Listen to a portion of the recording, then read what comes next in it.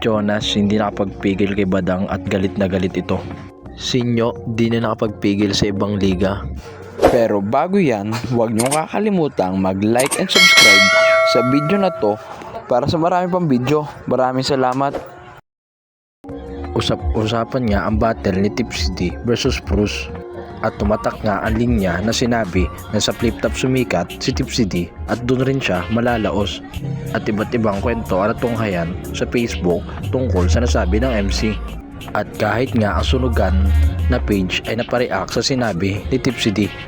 At kahit nga si Sinyo ay di napagpigil sa sinabi ng sunugan at pinagtanggol pa si Tipsy D. Tinumbasan isang round! At bago tayo pumunta sa pagtatapos, para sa lahat ng nag-ahamon dito tayo magtutuos. Sa flip top yung ikamada, di yung sa ibang liga patatagos. Sa flip top ako nakilala, sa flip top din ako malalaos!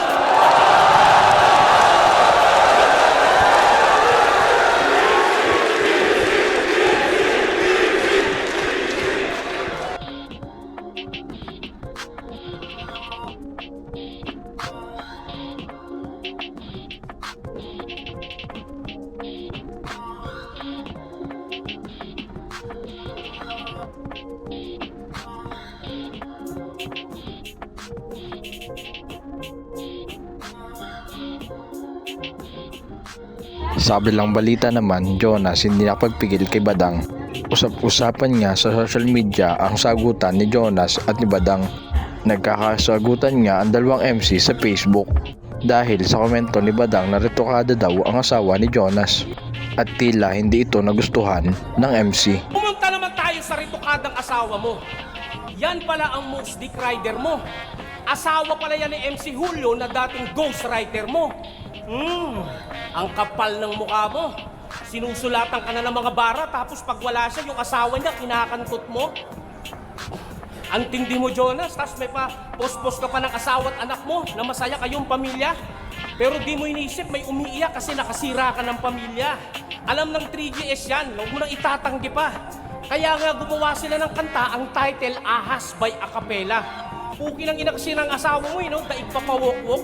Kinintatan lang ng duling, masyado na naging marupok-wok. Kaya kung ititira mo sa akin yung pagiging kupal ko, wala nang masasakit sa ginawa mo. Kinain mo puki ng asawa mo na ngayon naging asawa mo. At tandaan mo, wala na akong Kinain mo yung puki ng asawa ng tropa mo na ngayon naging asawa mo. Hindi, totoo. Pinarito ko ikaw asawa ko. Pinaganda ko yung ilong, mga 150,000 siguro. Kasi mahal ko. Hindi naman ako katulad mo, pinapabayaan mo yung asawa mo maging bato-bato. Tangin ang asawa nito, laki ng tricep. Oh, ano ka ngayon, ha? Pinupuna mo yung asawa ko, maganda talaga yan. Ilang beses ko na sinasabi sa battle. Ang ina nito, ang puta. Palibasa yung asawa mo, piga lang ng piga ng sili. Di ba? Okay, nahihiya ka. Ang laki-laki mong palamunin. Okay lang yun. Di ba? Pamparitoke lang ng asawa ko yung kinikita mo buong taon. Isipin mo yun. Okay ng ina mo, chong. Ang inan to, ang puta.